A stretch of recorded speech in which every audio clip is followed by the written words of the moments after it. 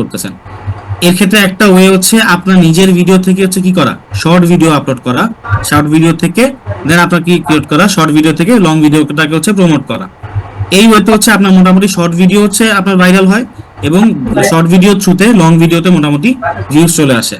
যেহেতু হচ্ছে আমরা মনিটাইজেশনের আপনার হচ্ছে ইয়া থাকে টেন্ডেন্সি রাখি, এই কারণে আপনার অনেক হচ্ছে এটা মাথায় রাখে না যে আপনি ভিডিও আপলোড করার সময় হচ্ছে শর্ট ভিডিও আপলোড করতে হয়, সাথে হচ্ছে লং ভিডিও আপলোড করতে হয়। হয় কেউ হচ্ছে পুরো লং ভিডিও দিকে হচ্ছে ফোকাস করে, আর না হচ্ছে ফুল কেউ শর্ট ভিডিওর দিকে ফোকাস করে। দুইটা যদি কম্বাইনলি আপনি কন্টিনিউ করেন মোটামুটি আপনার রিচ বেটার আসে।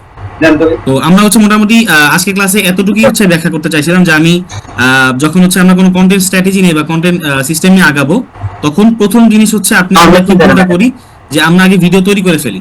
তৈরি ফেলার পরে আমরা কি করি, এটা কিওয়ার্ডটা রিসার্চ করি, রিসার্চ করার পরে আমরা কি করি, এসইও করে ভিডিওটাকে সাবমিট করে ফেলি।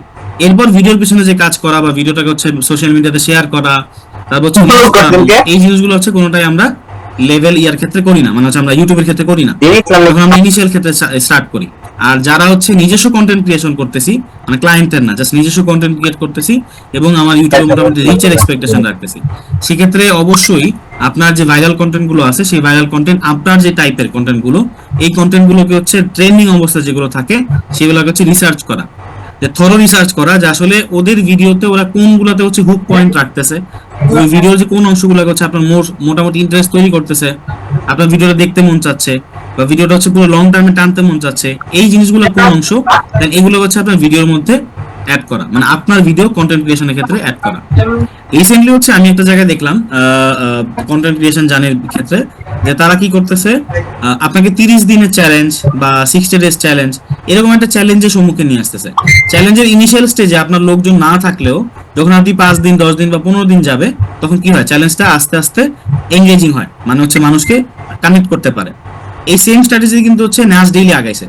যারা হচ্ছে নাচ ডেইলি মোটামুটি দেখছেন তারা জানেন, নাচ ডেইলি যখন হচ্ছে কাজ শুরু করে তখন হচ্ছে ও কি করে, চ্যালেঞ্জ শুরু করে যে হচ্ছে প্রত্যেক দিনে যে ভিডিওগুলো তৈরি করা 1 মিনিট ভিডিও, ওটা কিন্তু প্রথম দিকে ও বললো যে প্রথম প্রায় মনে হয় 30 থেকে 50 দিন কেউ দেখেই নাই ভিডিও, মানে ভিডিও রিচই ছিল না। সেই ভিডিও রিচ কিন্তু আস্তে আস্তে পরে গিয়ে কি হয়, কন্টিনিউ করে বাড়ে। মানে এমন কিছু অ্যাট্রাকটিভ কোনো কিছু করা আপনার চ্যানেলের ক্ষেত্রে, সেটা ইউটিউব হোক অথবা ফেসবুক হোক, কন্টেন্ট ক্রিয়েশনের ক্ষেত্রে, যাতে সেটা মানুষকে অ্যাট্রাক্ট করে।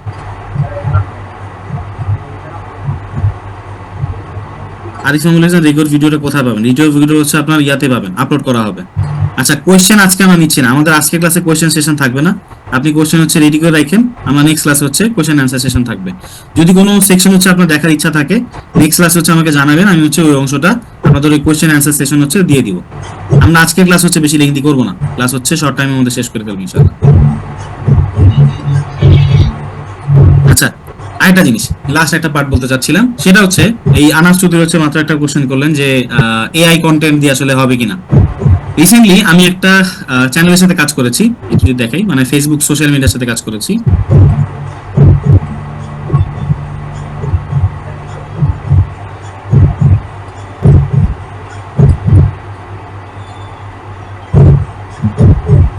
দি মম ট্রটার, ইনি হচ্ছে বর্তমানে আপনার ইয়াতে থাকে, ইউএসএ তে থাকে। তো ওনার হচ্ছে মাল্টিপল ইউটিউবে চ্যানেল আছে। তো ইউটিউব চ্যানেলে ওনার সাথে ডিসকাশন হচ্ছিল একটা কাজের পার্সপেক্টিভে, মানে ওনার সাথে সোশ্যাল মিডিয়া হ্যান্ডেলে একটা কাজ ছিল। তো উনি যখন হচ্ছে কাজ করতেছিল, কাজ করার সময় হচ্ছে ওনার যে কন্টেন্ট গুলো, উনি কি করছে, টোটাল 5 জন ভিডিও এডিটরকে হায়ার করছে। এই ভিডিও এডিটর কি করে, এআই কন্টেন্ট তৈরি করে, কি রিলেটেড, ধরেন হচ্ছে সাজেশন, মোটিভেশন, ইন্সপিরেশন, এই টাইপের ভিডিও তৈরি করা। যেমন আমরা দেখি ইসলামিক ভিডিওগুলো থাকে, লেখা উঠতেছে, তো এই টাইপের ভিডিওগুলো জাস্ট হচ্ছে র্যান্ডম ব্যাকগ্রাউন্ডে না দিয়ে এআই কন্টেন্ট ক্রিয়েট করতেছে।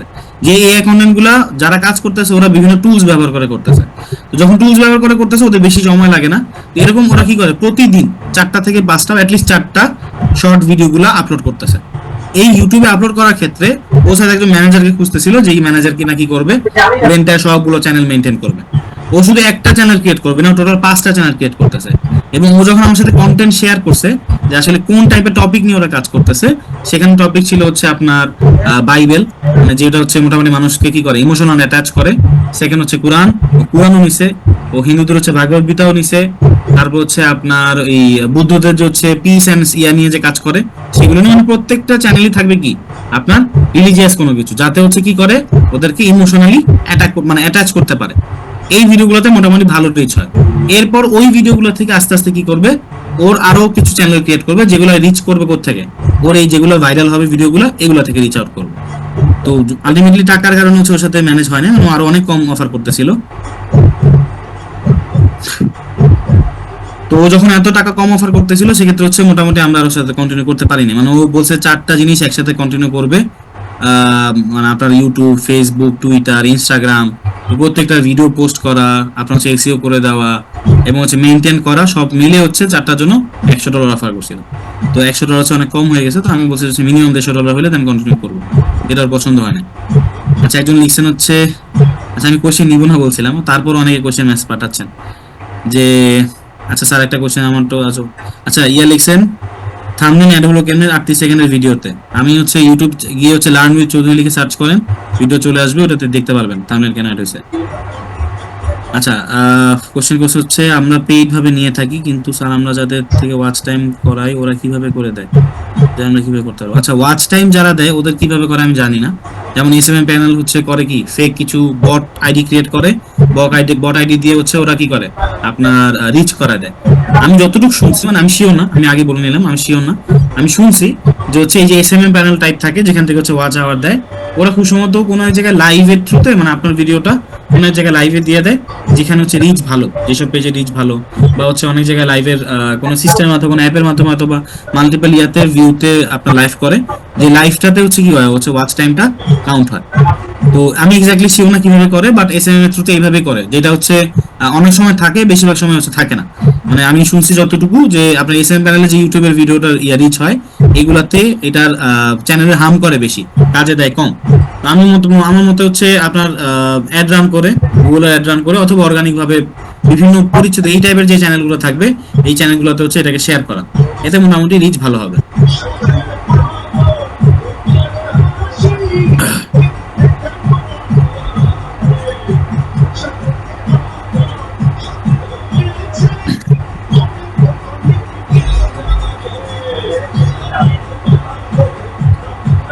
আচ্ছা, লাস্টের একটা পার্ট বলি।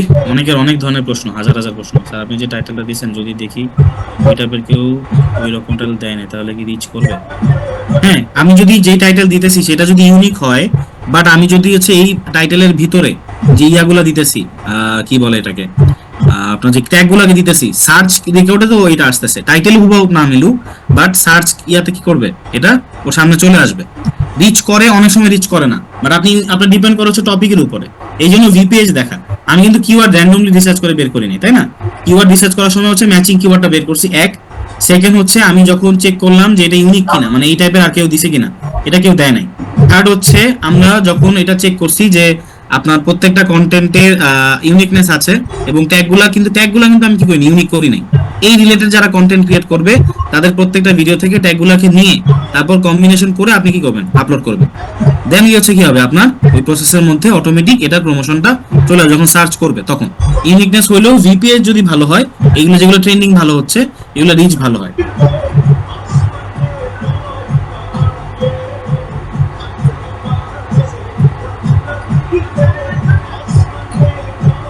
সবার একই প্রশ্ন, অনেক 1000 মানুষ করতেছেন, হচ্ছে রেকর্ড ভিডিও কোথায় পাবেন। ভিডিও সে ক্লাস শেষ হওয়ার পরপরই এই ভিডিও হচ্ছে